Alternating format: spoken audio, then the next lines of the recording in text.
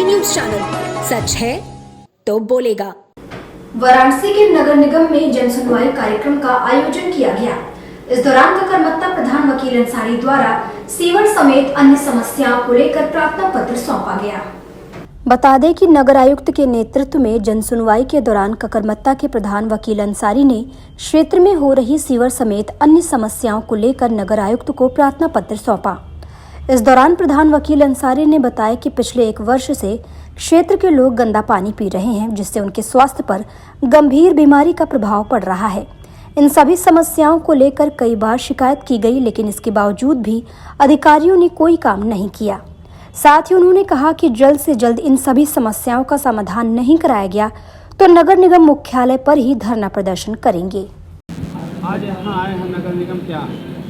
आज नगर निगम आने का हमारा उद्देश्य यह था कि ककरमत्ता गांव जो अभी नगर निगम में 2 साल पहले सम्मिलित किया गया है, उसमें जलकल से संबंधित इतनी शिकायतें हैं और सभी शिकायतों को बराबर जलकल के अधिकारियों को, चाहे जीएम हो, चाहे एक्सीएन हो, चाहे जेई हो, एई हो, सबको अवगत कराया जाता है, लिखित रूप से भी और फ़ोन से भी। लेकिन वो लोग किसी भी बात को गंभीरता से नहीं लेते। जैसे कि पिछले 1 साल से सीवर का पानी युक्त गंदा पानी लोगों के नलों में काला पानी आ रहा है, पीला पानी आ रहा है, जिसमें जैसे लैट्रिन की महक होती है उस तरह की महक होती है। लोग पी करके बीमार पड़ रहे हैं। बराबर लोगों से कहा जाता है, अधिकारियों से जलकल के, लेकिन ये लोग सुनते नहीं हैं। तो आज हमने नगर आयुक्त महोदय ने यहाँ जन सुनवाई कार्यक्रम संभव लगाया था, तो हमने इसमें भी हम एक डेलीगेशन लेकर ककरमत्ता से आए, जिसमें शाहनवाज जी, छोटू जी, शुभम केसरी जी हैं, और हमने अपनी समस्याओं को उनके सामने रखा है। और आश्वासन क्या मिला है? उन्होंने अपने जलकल के सचिव सिद्धार्थ जी को सारी चिट्ठियां हमारी दी हैं और सिद्धार्थ जी ने कहा कि हम इस पर जल्द से जल्द कार्रवाई करेंगे। अगर इन लोगों ने कार्रवाई हमारा जल्द से जल्द नहीं किया तो हम लोग इसी जिला नगर निगम मुख्यालय पे गांव के महिलाओं को और लोगों को लेकर धरना प्रदर्शन करेंगे। कम से कम दर्जनों स्थान पर सीवर के चिंबर टूटे हुए हैं। सीवर जो जाम है उसको सफाई कराने के लिए चिल्लाते रहिए, जेई से कहते रहिए, कभी उनके मूड में आया तो करा दिया। कुछ ऐसे इलाके हैं, पटेल बस्ती का इलाका है, जिसमें कि पिछले लगभग 6 महीने से अधिक दिन हो गए 1 बूंद पेयजल नहीं पहुंचा। केवल वहां 40 मीटर अगर पीवीसी पाइपलाइन बढ़ा दिया जाए तो वो भी काम हो सकता है, लेकिन अधिकारियों के कान में जू नहीं रेंगती है। कहते कहते हम लोग जब परेशान हो जाते हैं तो आज नगर आयुक्त महोदय के समक्ष हमने अपनी परेशानियों को रखा और उन्होंने आश्वासन तो दिया है, देखिए अगर नहीं होता, लेकिन हम लोग अगर इसके बाद भी समस्या को नहीं सुनी गई तो यहीं नगर निगम मुख्यालय पर धरना प्रदर्शन किया जाएगा। सुहेलदेव भारतीय समाज पार्टी ने जातिवार जनगणना की मांग उठाते हुए अपने सहयोगी दलों को साथ लेकर सोमवार को सावधान यात्रा शुरू की, जो उत्तर प्रदेश के सभी 75 जिलों से गुजरते हुए 1 माह बाद 27 अक्टूबर को बिहार के पटना पहुंचेगी। वहीं वाराणसी पहुंचे सावधान यात्रा में ओपी राजभर ने विरोधियों पर अपना निशाना साधा। लखनऊ से शुरू हुई सुभाषपा की सावधान यात्रा मंगलवार को वाराणसी पहुंची। इस दौरान कार्यकर्ताओं में गजब का जोश दिखा।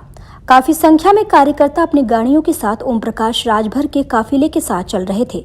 वहीं पत्रकारों से बातचीत में ओम प्रकाश राजभर ने यात्रा का मकसद बताते हुए कहा कि हम इस यात्रा के जरिए लोगों को सावधान करना चाहते हैं। वहीं सीएम योगी से मुलाकात पर ओपी राजभर ने कहा कि समाज के हित में राजभर अनुसूचित जनजाति में संस्तुति बनाकर दिल्ली भेजा हूं, जिससे राजभर की भलाई हो। वहीं ओम प्रकाश राजभर ने कहा कि अपने भाई बंधु का भला करने के लिए अगर पीएम मोदी से भी मिलना पड़ेगा तो मैं मिलूंगा। देखिए, कल 26 सितंबर से लखनऊ से सावधान रथ यात्रा निकाल करके हम बाराबंकी, फैजाबाद होते हुए आपके अंबेडकर नगर में आया। वहाँ जो सड़कों पर जो जुनून देखा, जगह जगह 100, 200, 250, 500, 300 जिस जोश के साथ लोगों ने सावधान रथ यात्रा का स्वागत किया। अंबेडकर नगर में 50 हजार की भीड़, अपने पैसे से लोग आए थे। फिर वहाँ से निकला, मैं आजमगढ़ होते हुए, मऊ होते हुए बलिया तक आया।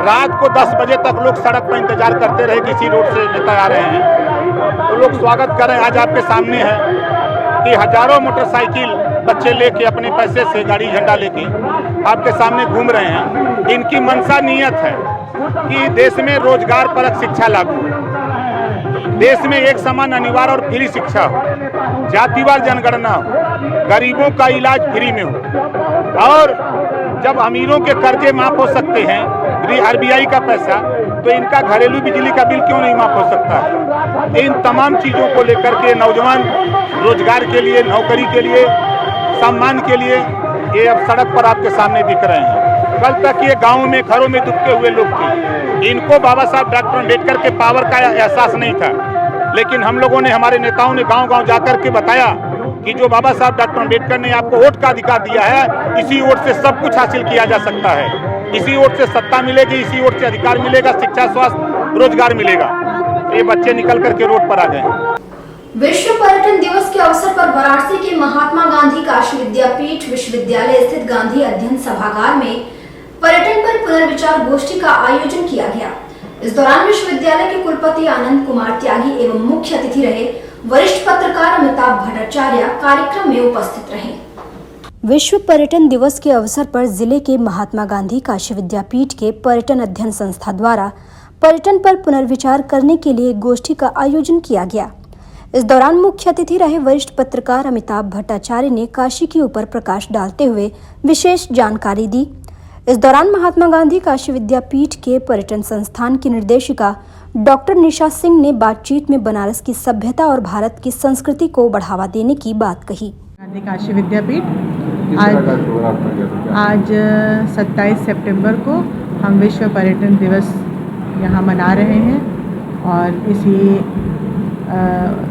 अवसर पे हमने श्री अमिताभ भट्टाचार्य जी को इनवाइट किया है, जो बहुत ही मशहूर पत्रकारिता में से जुड़े रहे हैं और आज उन्होंने हमें बनारस के बारे में जो है बहुत सारी ऐसी अद्भुत जानकारियाँ दी जिससे हम बहुत ही लाभान्वित हुए और बहुत सारे लोग ऐसे यहाँ उपस्थित थे जो इन सभी जानकारियों से बिल्कुल अनभिज्ञ थे और उन्होंने आज हमें बनारस को जीना सिखाया, बनारस से हम लोगों को मिलवाया और हम सभी बहुत अभिभूत हैं उनके वक्तव्य से और इसी उपलक्ष्य में हम आज यहाँ एकत्रित हैं। आपकी समय देखा जाए तो बनारस में पर्यटन का बहुत ज़्यादा बढ़ावा, क्या कहना चाहिए? बनारस असल में अभी तक है कि बनारस तो एक पर्यटन स्थल रहा ही है, लेकिन ये आज हमारे माननीय प्रधानमंत्री जी का क्षेत्र होने की वजह से इसका हमें बहुत ही विशेष जो है लाभ प्राप्त हो रहा है, क्योंकि उनका क्षेत्र होने से सभी लोग बनारस की तरफ बहुत ध्यान दे रहे हैं और बनारस में जो चीज़ें बहुत छुपी हुई थी, सुषुप्त अवस्था में थी, आज वो सारी चीज़ें उभर करके आ रही हैं सामने और सभी इसका फ़ायदा उठा पा रहे हैं। भेलुपुर स्थित LIC कार्यालय पर भारतीय जीवन बीमा निगम के अभिकर्ताओं ने काला दिवस मनाया। इस दौरान भारत सरकार के इंश्योरेंस सेक्टर पर FDI, GST, कर कानून एवं विनिवेश तथा IRDA द्वारा अभिकर्ता दमनकारी नीतियों को खत्म करने की मांग दोहराई। All India life insurance agents association के राष्ट्रीय अध्यक्ष SL ठाकुर ने कहा कि भारत सरकार और IRDA द्वारा अपनी दमनकारी नीति को वापस नहीं लेते हैं तो हमारी लड़ाई सड़क से लेकर संसद तक चलेगी। उन्होंने कहा कि यह आंदोलन विभिन्न चरणों में आगे भी चलता रहेगा जब तक कि भारत सरकार इस पर सार्थक पहल नहीं करती। इस दौरान सैकड़ों की संख्या में LIC कार्यकर्ता मौजूद रहे। जिंदाबाद जिंदाबाद प्रबंधन मुर्दाबाद मुर्दाबाद मुर्दाबाद प्रबंधन मुर्दाबाद मुर्दाबाद मुर्दाबाद। आज किस प्रकार का प्रोग्राम रखा? आज हम लोग भारत सरकार के निजीकरण नीति के खिलाफ, IRDA के अभिकर्ता की दमनकारी नीति के खिलाफ और भारतीय जीवन बीमा निगम के प्रबंधन की जो विसंगतियां युक्त नीति है उसके खिलाफ हम लोग धरना पर हैं। आज काला दिवस के रूप में हम लोग यह संदेश देना चाहते हैं कि भारतीय जीवन बीमा निगम को सुरक्षित अगर रखना होगा तो पॉलिसी धारकों के हितों को नज़रअंदाज नहीं किया जा सकता है। पॉलिसी धारकों के हितों को संजोते हुए पॉलिसी धारक के बोनस में वृद्धि करना होगा। पॉलिसी धारक अगर पॉलिसियों पर लोन लेता है तो उस लोन पर जो ब्याज देता है उस ब्याज की दर को कम करना होगा, सुविधाएं बढ़ानी होगी, इस पर ध्यान देना होगा। आज स्थिति जो चल रही है, भारत सरकार की स्पष्ट ये नीति है कि भारतीय जीवन बीमा निगम को कमज़ोर कैसे किया जाए। कमज़ोर करने के पीछे सबसे बड़ा उद्देश्य है इनका निजीकरण की पहल के अंतर्गत FDI को लाना और निजीकरण के पहल के अंतर्गत GST के फंडा को लागू करना और साथ ही विनिवेश को लाना भारतीय जीवन बीमा निगम के लिए घातक साबित हो रहा है। All India life insurance agent association इस मुद्दे को लेकर के लगातार संघर्ष में है और सड़क से लेकर के संसद तक हम लोग लड़ाई लड़ेंगे। जब तक भारत सरकार इस पर फुटबैक पर नहीं जाती, जब तक IRDA की नीतियां परिवर्तित नहीं होती है, तब तक इनकलाब जिंदाबाद के नारे हमारे बुलंद होते रहेंगे। सबके हितों का रक्षा। धन्यवाद। बीते दिनों लोहता थाना क्षेत्र के अनंतपुर रिंग रोड के किनारे गड्ढे में युवती की लाश मिली थी, जिसको लेकर पुलिस इस केस की गुत्थी सुलझाने में लगी हुई थी। वहीं मंगलवार को ग्रामीण पुलिस ने ब्लाइंड मर्डर केस का खुलासा करते हुए बताया कि युवती अर्चना का हत्यारा उसका ऑटो चालक प्रेमी राजकुमार यादव ही निकला। बता दें कि लोहता पुलिस ने मंगलवार को हत्यारे राजकुमार यादव को गिरफ्तार कर घटना का खुलासा किया। अर्चना विवाहित थी और पति से संबंध अच्छे न होने के कारण वो मायके में रह रही थी। राजकुमार भी विवाहित है, लेकिन अर्चना से उसके संबंध थे। पुलिस ने हत्यारे प्रेमी के पास से मृतका का मोबाइल भी बरामद किया है। ग्रामीण पुलिस अधीक्षक सूर्यकांत त्रिपाठी ने अपने कार्यालय में घटना का खुलासा किया। बता दें कि हत्यारा राजकुमार अर्चना को बुलाकर अपने ऑटो में ही बियर पिलाया और उसी के दुपट्टे से गला कसकर हत्या कर दी और लाश को ले जाकर लोहता थाना क्षेत्र में फेंक आया। वहीं मंगलवार को पुलिस को मुखबिर से सूचना मिली कि मीरापुर बसही निवासी हत्यारोपित राजकुमार यादव धमरिया पुल के पास ऑटो के साथ मौजूद है। इसके बाद पुलिस टीम ने पहुंचकर उसे गिरफ्तार कर लिया। राजकुमार मूल रूप से मिर्जापुर जिले के कोतवाली क्षेत्र के भरुड़ा गांव का निवासी है। ये दिनांक 23/9 को थाना लोहता में रिंग रोड के किनारे एक डेड बॉडी मिली थी, तो उसको फिर इंस्पेक्टर लोहता, CO सदर, इन लोगों ने उसके पहचान के लिए पूरी कोशिश की थी। हर जगह उसकी सूचना दी गई थी, पंपलेट बनवाया गया था, जिसके आधार पर उसकी पहचान अर्चना पटेल निवासी शिवपुर कमिश्नरेट के रूप में हुई थी।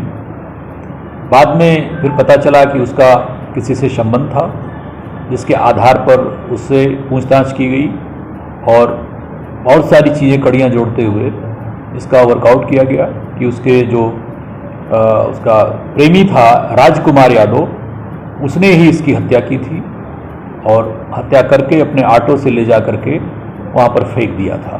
सर, हत्या के पीछे वजह क्या बताया? उसने ये कारण बताया है कि ये उससे लगातार डिमांड करता रहता था, पैसा मांगता रहता था और वो इस बात से तंग आ गया था और अभी 40,000 रुपये मांग रही थी अपने बहन की इलाज के लिए, तो वो देने में असमर्थ था।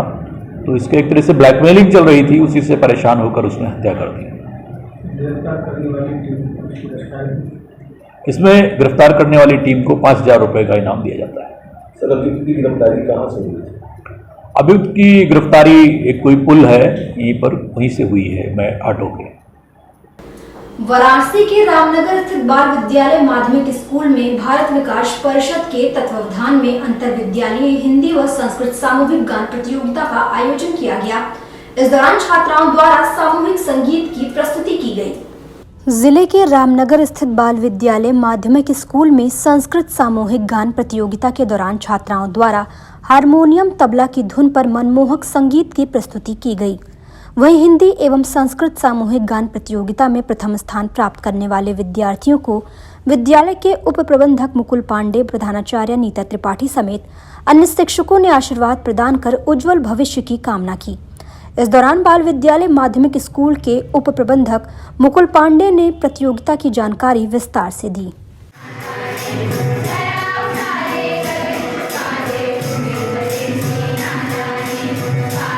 कार्यक्रम हुआ है आज ये अंतर विद्यालय प्रतियोगिता DAV इंटरमीडिएट कॉलेज में रखी गई थी और इस प्रतियोगिता में कई स्कूलों ने भाग लिया, जिसमें कि रामनगर में स्थित, डोमरी में स्थित बाल विद्यालय के बच्चों ने फर्स्ट प्राइज़ प्राप्त किया और अन्य स्कूलों को पछाड़ के संस्कृत और हिंदी सामूहिक गान प्रतियोगिता में अपना परचम लहराने का काम किया।